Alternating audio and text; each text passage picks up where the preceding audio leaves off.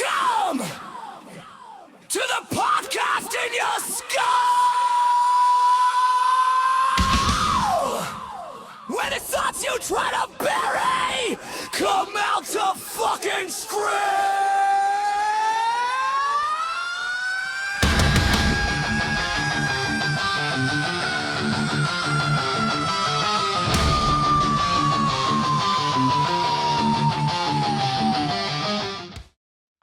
All right, we have Diana on the Intrusive Thoughts podcast. I feel like I'm NPR for some reason the way I just said that, but she's the owner of Rock Your Rack Check, and she's got an incredible story to tell. And I'm so happy to have you on. I kind of follow you on some of your socials, and you look like you're having a blast.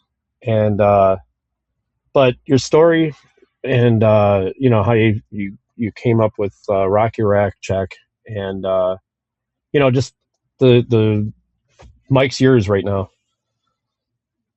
Well, thank you for having me. I really appreciate this. So I was diagnosed in 2017 with stage 2B breast cancer. And I was always petrified of getting breast cancer. So for years, because I did lose somebody to it when I was younger. So for years, I would do my breast self exams, not as often as I should, but I would do them when I remembered. And in 2017, I was in the shower and I felt a lump. And so I went to my doctor, and my doctor felt it, sent me for a mammogram. The mammogram did not show it, and you could feel it. So they immediately sent me for an ultrasound, and the ultrasound did ultimately show it. So what I found out later was that mammograms or 15 to 20% of breast cancer tumors are not detected by mammogram, which is a pretty scary statistic. And so ever since my diagnosis, I've been very vocal about doing your self breast exams on a regular basis. And because it's never too early to start. I know mammograms aren't usually done until women are over the age of 40, but over my travels over the last few years, I've met a lot of people that have been diagnosed a lot younger than that. So I've been pretty vocal. I've had a pretty rough go since my diagnosis, a double mastectomy, chemotherapy, radiation therapy, targeted therapy, like an infusion therapy. And then I've had probably 12 surgeries and procedures since my diagnosis. I've had 11 hospitalizations unrelated to surgery, and it's been a really long road. So, I started this Rock Your Rack Check movement in 2023, right before Blue Ridge Rock Festival. And the whole bracelet exchange thing started to get big at festivals, and I wanted to join in. And I thought I came up with this idea that it would be a great way to reach thousands of people with the message about the importance of doing your self exams. So my girlfriend Jody, she worked with me on coming up with the slogan "Rock Your Rack Check," and we had it printed on pink wristbands. And the first order I placed, I ended up collecting a lot of donations. I reached out to all my Facebook friends and started this grassroots movement, just telling them what I was planning on doing. And 100% of the proceeds were going to go towards purchasing these bracelets. And then I ended up getting Mike Spencer of Mike Spencer's Photography on board. He was working the festival, and he helped me sort of coordinate the distribution. He ended up getting a bunch of media people to help hand them out. I ended up getting a lot of volunteers to sort of help hand them out. At one point, like Body Snatcher, the band was throwing them out into the crowd, which was fantastic. So we were able to distribute a lot of wristbands before the storms came in and shut Blue Ridge down. And then since then, I've been able to collect donations and continue this. I average probably somewhere between 6,000 and 8,000 bracelets per festival.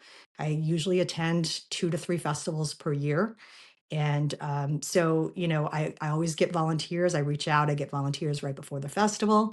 And so many people are willing to help because, most of us have been touched by breast cancer in some way or another. Either we have had it ourselves, or we know someone who's been diagnosed, or we've had a scare. And so this really hits home for a lot of people. And so I have gotten a lot of support, and I definitely could not do it without the donations. I couldn't do it without all of the volunteers. And I'm so grateful for how far it's come. It's still a grassroots movement. I haven't been able to take it to the next level just yet because it's a little bit intimidating and overwhelming, but I'm hoping to get there at some point, maybe by the end of this year. But for now, we're going to continue to do what we're doing and just try to spread the message. That's amazing. And I got chills hearing this because a close friend. Do you remember the band Blacktop Mojo? All Yes. right, so Chuck Wepfer, he's in Flaw. He's a guitar player in Flaw. Yep. He was in Blacktop Mojo. I forgot what time, but him and his girlfriend Kelly, uh, they have a close friend, which I mean, she's a close friend of mine also. And I'm gonna say her name wrong because I always forget how to actually if it's Sienna or Shauna Elise. And I feel so horrible that I can't remember that. She has breast cancer, and she's a wonderful vocalist and musician, and just an overall incredible person that lives out in Wisconsin. And when you talked about that, I got chills because you know I had her on the podcast, my old podcast, and she was just like you could tell, you know how like you can tell an energy's there, and she seems so peaceful and so happy, um, and it's rough when you see that, and then you hear, and that was before she was diagnosed. Um, Hmm. and you bring that that point up, uh, and it's rough for her with the idea of trying to get money together to be able to do these chemo treatments and like uh, just anything, any medical bill, and Right. your movement should be it should be huge. It should be worldwide because I've watched, I follow you, and um, just your overall happiness when I see you at your photos and stuff like that at shows. It there should be more done to get better research and better treatment for that. And especially your awareness, of get the exams done early. Don't do it when it's too late. You know, and That's the focus, right? So, my big thing is, I mean, mammograms are really important, and as soon as you're if you're a woman over 40, as soon as you're able to get those, that's you should definitely do those. But I have met in my travels, because usually when I hand out the wristbands, I talk to people and I like to hear their stories, and people love to share their stories, and some of them have a happy ending, and some of them don't. But people love to share their experience and their stories, and how they've been touched by breast cancer. And I've met a lot of people. I've met men, and this message that I'm trying to spread is not just for women over the age of 40. It's for everyone. It's for men. It's for women. It's for girls who are only 20 years old. When I was at Rockville, Welcome to Rockville last year, I met this girl. She was 21 years old.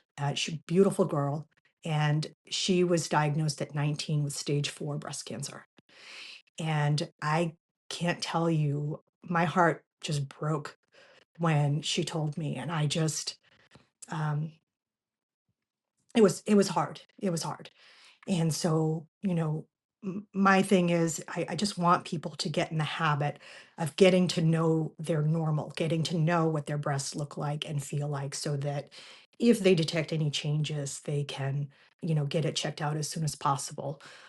Because, being diagnosed at a stage 1 versus a stage 4, it's that's big, and that's our goal. And I figure, 1 in 8 women will be diagnosed with breast cancer in their lifetime, and we've handed out close to 30,000 wristbands since 2023.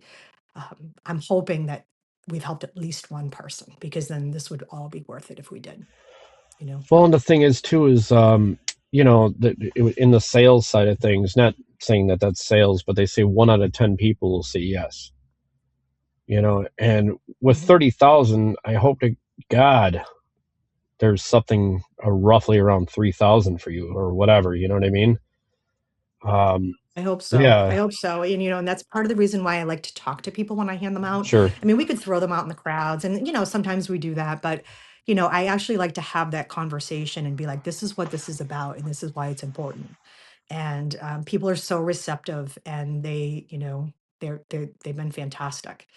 So Well, and that's the thing too, is that, and that's, I know, it's a fun podcast, it's this and that, but I always like to have people on where there's like a story that comes from darkness into the light, and I think that's your rack check.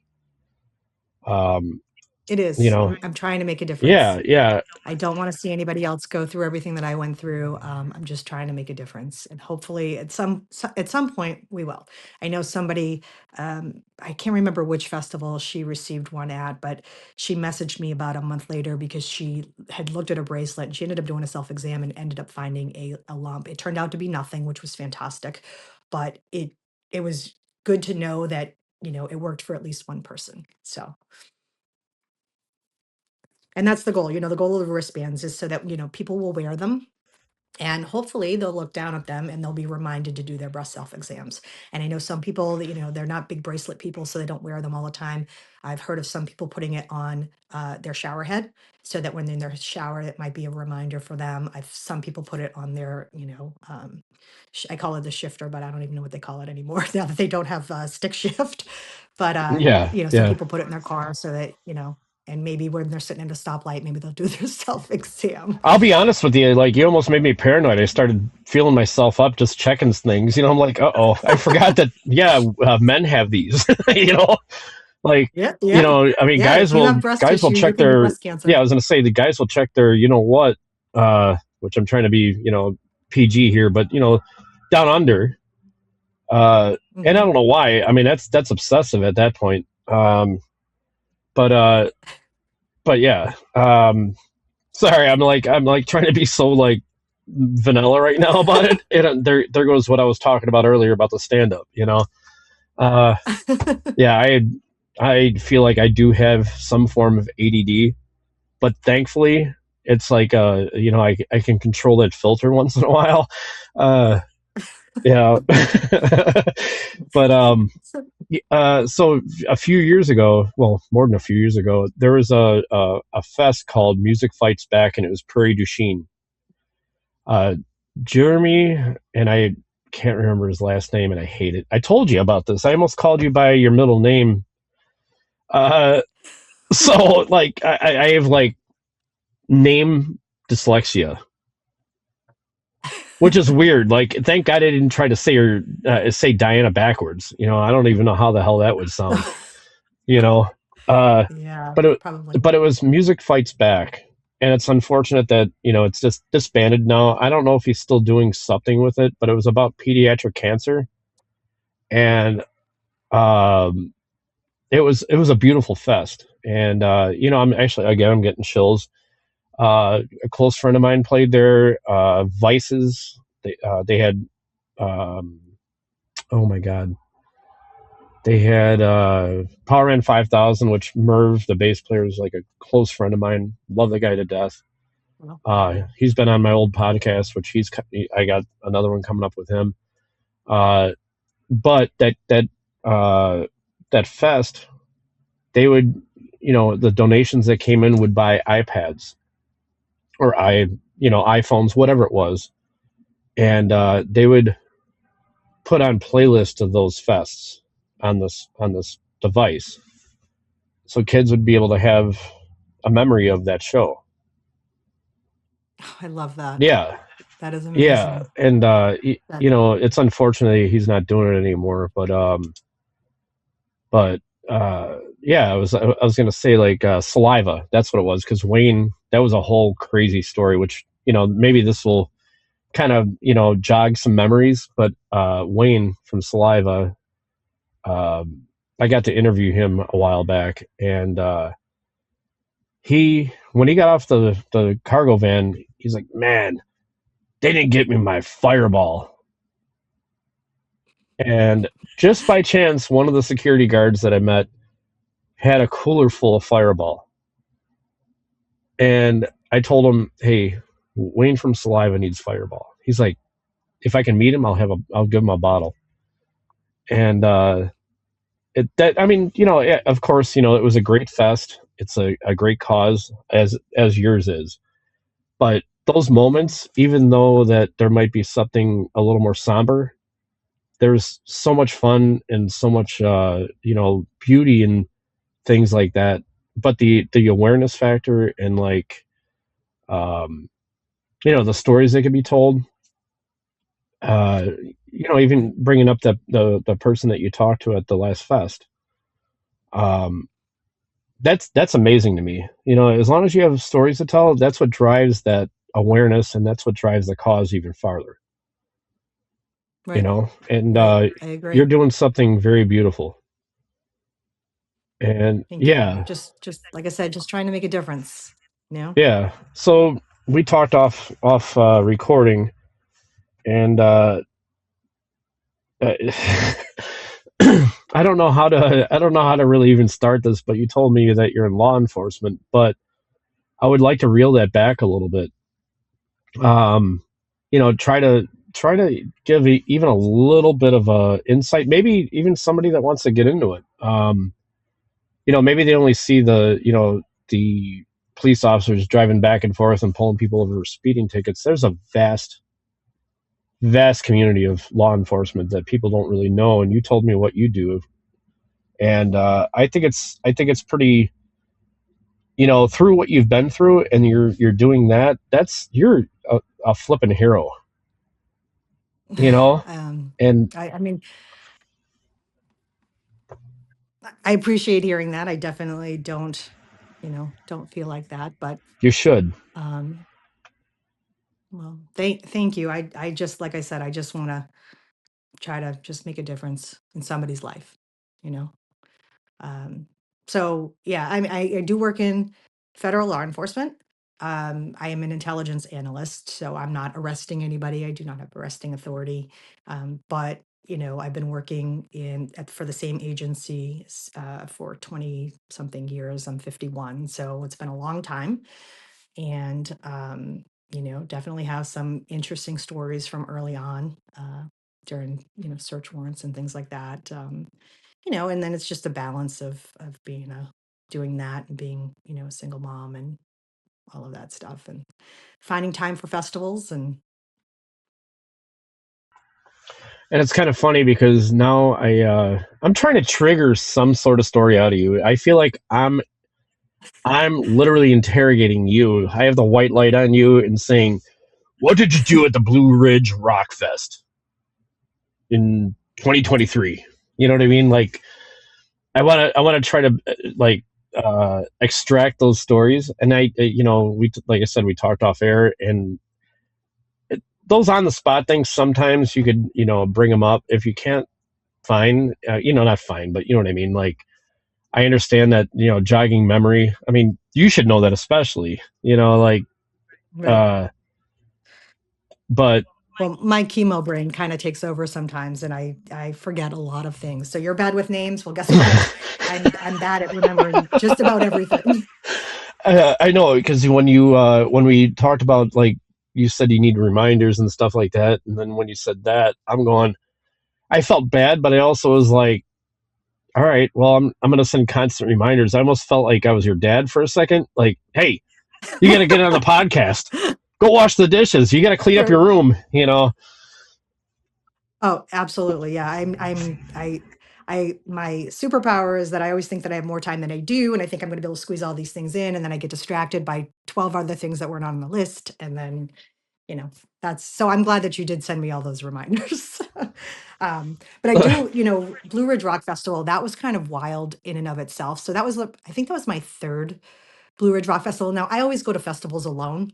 I prefer it that way. I don't have to coordinate with anybody, but I have met so many amazing people at festivals. I have my family at Welcome to Rockville. They're Orange Lock Camp Party.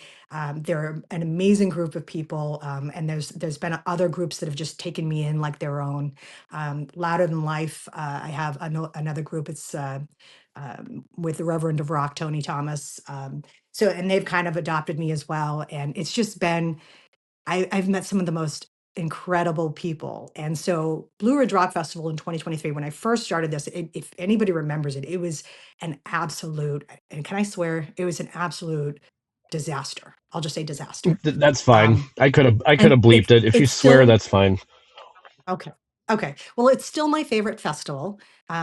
Just there was something about the people at Blue Ridge Rock Festival that I, I even at other festivals, I mean, I still feel that same way to a certain extent. But there's something about Blue Ridge that was really like wild, and so that particular festival, it was great. It was hot. It was, and then the storms came in and they kind of destroyed everything, and they ended up canceling that festival mid festival. And so a friend of mine, he was the used to be the sound guy for Slaughter to Prevail. His name is Ted, and he was already heading down from Connecticut. He was driving from Connecticut, and then they canceled the festival, but he was already there, and he didn't have a place to stay because he was only planning on, being there for one day. So we ended up, once they canceled the festival, we ended up meeting up for a drink. And then we had heard about all of the, shenanigans going on at the campgrounds.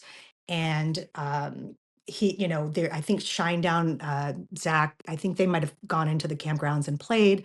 We missed that, unfortunately, but the campground was still, partying, and there was still some live bands and stuff. So we decided to go into the campgrounds and just see what we could see. And we went, Camp Show Me Your Butthole was right next to the stage. Oh And my so we god. kind of hung out.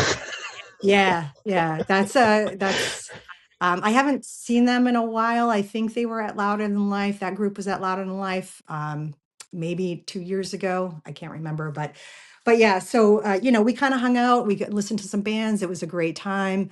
Um, definitely saw some interesting people and things at that festival. I think people were definitely partying and getting a little bit crazy, but we had an absolute blast. And yeah, and he ended up having to stay, crash at my hotel room because he had no place else to stay other than his truck. And so yeah, we had a great time. It was fun. That's incredible. It's funny because like everybody's looking at fest and concerts and stuff like that. There's a lot of people that are fans, but they'll have the memory of just the show. But there's so much out there around the show, and that's why like I like to bring on, like I said, Patrick King. Uh, Hmm. you get people like and stuff like that. Which I mean, everybody's a fan of music. When you're a true lover of music, and there's something in your soul about it. That's where the beauty lies in music. And Right. over the years with my old podcast, I've found out even more. In regards to how trauma, writes beauty. And Hmm. it's almost like you could write your story in regards to, the breast cancer. Uh, Right. there's always beauty in darkness, and Oh, yeah, and absolutely. what you're, So it's interesting because when I was diagnosed, there's a band called Gemini Syndrome. I don't know if you've heard of them, but they had come out with a song called "Remember We Die," what's funny and is after Brian, my Brian and I talk all the time. So I love Brian. He's so Brian, great. I've He's known him since 2015, and he's like such a great guy. And he it's is funny that you that. brought I him mean, up. that whole band. Yeah, that whole band is amazing, and it's so funny. So when I was diagnosed, that song came out, and I was kind of in a really dark place. My kids were 6 and 10 years old, and I was only 41 when I was diagnosed, and it was just it was a sort of a really, wrapping your head around your own mortality is kind of a really difficult thing to sort of go through. And I heard that song and it just resonated with me, and I just listened to it, and I listened to it a lot, and I started listening to their other music, and it just kind of got me through the darkest part. And I ended up turning the corner, and I started looking at life completely differently, and I'm grateful, for everything, every single day that I've been given since then. But their music was big for me, and all of my tattoos have to do with my breast cancer journey. And one of the tattoos. So first of all, I do have Gemini Syndrome's um, logo. I have that tattooed on my body as part of my sleeve. And then I also have a dandelion, and the dandelion's on my leg, and the seeds are blowing into the wind, but they turn into musical notes because, dandelions are medicinal and so is music. And so I can kind of combine the two. And um, that was big for me. Gemini syndrome, they made a huge difference when I needed it, you know. Yeah, and that's amazing because I remember when that song came out, and it was like I think JJO in Madison played it for the first time, and I already heard it prior to that, and it's yeah, I see the connection about what you're talking about. Uh, that's wild Yeah. because I haven't heard that song in a minute, and it's good to do that because I do like to make playlists on people. When somebody's on the podcast, I like to bring up a playlist to kind of like fill in some of the stuff for social media because then we can expand on these bands that we talk to, or like a fan calls out, or there was a song that moved them or changed their life in a certain way. And I always like to give that don't homage to that band, you know Hmm. and that's amazing to hear. That dandelion though, I got chills when you said that because I think I saw something similar. um I think it was leaves though from a tree. Okay. And Yeah. but yeah, I love that concept. And yeah, I don't think it was. Yeah, my mom is Native American, Mm, so she used to tell me all the time that dandelions aren't weeds, they're medicinal. And so well, it just kind of stuck with me. And yeah, so um yeah, this is I'm looking at the time. I'm sorry. I see that because I know. no, that's okay. Okay. uh That's okay. No, yeah, I mean, I will say that their music made a huge difference. It definitely, I pulled myself out of that dark hole, and I just decided that I was going to live life and enjoy every moment. That's why I go to festivals by myself. That's why I do all the things that I do. I have a bucket list. It's I write it down because otherwise I'll forget it with my chemo brain. But I do write it down, and it's got everything ranging from I want to go storm chasing to I want to like the other maybe a month ago I learned how to tie a tie. I'd never done that. I wanted to do it. I had added it to my bucket list, and then I I just did it. And I have some of the dumbest stuff you'll ever see on that bucket list. And I have some of the, not wild. I want them to be obtainable because I do want to do them. So, like the storm chasing thing, that's been on my bucket list for a little longer than I had hoped. But I do have a friend out in Iowa that has been doing this for a long time. So I'm hoping he'll let me tag along at some point. He's I'm just waiting for him to give me the call just to say, "Hey, get on a plane, let's go." So well, I did go ghost hunting a couple of years ago, which was the scariest experience I think I've ever had. all right, so I'm gonna tell So you two things now after you said the ghost hunting thing. So yesterday was wild here. We had some pretty crazy storms in the Midwest. Thankfully we have the podcast today because I could not have done that yesterday. I was really, yeah. So I was doing some work towards Rockford, which is not far from here, but it was bad. Hail. I think Lena, Illinois got hit with tornadoes. I think north of me got hit with tornadoes. Thankfully, the wow, area that I'm in kind of like it breezed. Like we were literally like the parting of the Red Sea for storms where I live. wow, And wow. thankfully. But with that being said, that's a strong possibility with the storm chasing thing for you. Uh, we'll have to talk off air about that. Um, Okay. but also, my very close friend Elith, he owns a metaphysical company called the Wandering Witch LLC, and he does not ghost hunting, but he's very very. It's wild because when I met him, I'm like, this is cool. And then all of a sudden, deep diving into this stuff, there is that ghost hunting thing is wild. And Uh-huh. I don't mean to do a shout out like that, but he's a close friend of mine. I always like to promote people that there's good parallels between him and I. So um, very unique man, very unique man. He walking around with him, it's like I'll have to send you a photo offline. He is so much fun to be around because this dude is tatted up like crazy, including his face, and kind of like Alessandro from Gemini. Okay.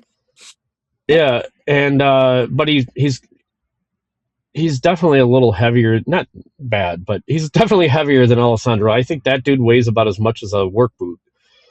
Um, oh God, I miss that Right. guy. I swear, I miss the band. I haven't talked to them in a minute. They are some of the nicest They people. are. They're some of the nicest Oh people. my I God. know. I actually drove for the first time, because they never came. I live up in New England, and they never came this far north, and so the closest they were playing was in Clifton, New Jersey, at Oh Dingbats, geez. which, by the way, is probably one of my favorite dive bars. Nice. But yeah, so I ended up driving down to Dingbats to see them for the first time and meet them, and then I ended up going back there again another time to see them. But then they ended up playing in my town on my birthday, which was interesting. But yeah, so it's been great. I've seen them a bunch of times, and I think they're playing one of the festivals I'm going to this year. I'm just not sure which one. So excited about that. That's awesome. Yeah, we'll Yeah. like I said, we'll talk offline about a few of those things. But can you remember now that you say that, and you just opened the door on it? The bucket list. You said there's some like Mhm. not. You said it's not too wild, but what are some things that stick out on that bucket list that you're like, huh, that's a bit intrusive, or that's something that, yeah, it's attainable, but like, what would other people think about this? So I've got a few things. I mean, I have a secret bucket list, which I don't tell anybody about, which, I'm not going to share, but I do have other things. So, a pole dancing class was on there, but I did check that off a couple of weeks ago, which was amazing. I'm trying to check off some of the things that, require physical, um, you know, me to be in physical shape to be able to do, because at some point I won't be able to do them. So I do want to do a burlesque show. I've taken a couple of burlesque classes, which were a lot of fun, and I would love to do a live show. So that's probably something that, hopefully I'll get to do at some point. Trying to think of some other things. Uh, I mean, you got your basic stuff. I want to try a flight of, I did a flight of sake, but I want to try a flight of soju. I don't know if that's how you pronounce it, but I do want to try that. I mean, there's so many things. Uh, wait, trying to think off the top of my head here. Um, Nothing, not like I said, nothing too crazy. I think that the storm chasing is probably the biggest one, probably the craziest one. If you were here yesterday, you would have been chasing the hell out of It would have everything. been perfect, Yeah, right? yeah, that was wild. Um, yeah. But Actually, I can look at the back, because you have to write it down. Like of course, oh, I want to pierce a body part, but not my earlobes or my navel. So there's that. I'm just debating on where that's going to be. I haven't figured that out yet. uh, Yeah. that that's Um, good. My mind went yeah. like, like, all right, the typical parts that a guy would normally think, and then all of a sudden I'm like, no, you know what? I would fucking, This will, I would pierce my kneecap. that sounds like that would hurt. Something weird, like my That doesn't elbow sound or like the web of my between my thumb and my forefinger. Like, you know what okay. I mean? Like, Actually, that's actually not a bad yeah, it would idea, be but something. It would be something so uh like, why the hell did you do that? I don't know. Everybody else does their nipples and their nether regions. Like, all right, well, right. I'm gonna do something where they're like, damn, you know. I know. I was thinking back dermals, but we'll see. We'll see what happens. I'm not sure. I'm 51, so I'm getting a little too old for some of this stuff. But it's fine. Just think It's about it fine. though. Just pierce the hell out of yourself, and then tell, when when like you're 80 or whatever, and you're like, whatever, just pierce the hell out of yourself. And then when you tell them in your documentation that you want to be cremated, could you imagine, like, you have like 300 piercings and it's just like laying in the ashes, and they're like, what the hell is this? It looks like a seamstress was burned to death, That 300 piercings might be a little bit Yeah. much, but Eventually you're a we'll see what pincushion, happens there. I haven't decided. Yeah, I've already been a pincushion for, the breast cancer stuff. I mean, I've been poked with so many needles. Oh, It's, you know what I mean? yeah. So yeah, I'm like, yeah, maybe one piercing, maybe two piercings, something like that. Of course, I get tattoos, which is a whole nother, needle, Yeah. needle thing. But, What but I didn't have any tattoos until after my diagnosis, believe it or not. So I didn't get my first tattoo until I was 44 years old. oh wow. So I yeah. think I did Well, mine at actually, technically, my 27. first. Mhm. Really? I mean, I'm kind of glad I waited because, my tattoos mean a lot to me, but yeah, technically my first tattoos were my radiation tattoos. So they gave me 4 radiation dots that they lined up the radiation lasers. But I'm in the process of getting those removed and they're almost gone. I mean, I could have covered them up, but I chose that I just didn't want them on my body. So, um, getting them removed right now and really happy about that. But those were my first tattoos. Oh damn. Yeah, honestly, like, even though this is kind of like a light part of the conversation, it's never knew that there was like a chemo quote unquote tattoo, or a spot that they hit like that, and it leaves a mark like that. Um, Yeah, so I don't think they do it anymore. mhm. When I was diagnosed in 2017, they literally tattooed you with a tattoo needle, and basically just so that every time you go in for radiation, they can just easily line up the lasers. And I think they might do something different now. I don't know what it is, but yeah, these were tattoos that I did not want and I didn't ask for, so I'm getting them removed. Yeah, that sounds like, yeah, it's a constant reminder at that point. Um, Yep, exactly. that's wow. I loved Yeah. this conversation, and the I mean, it's been very profound and fun. The awareness thing is there.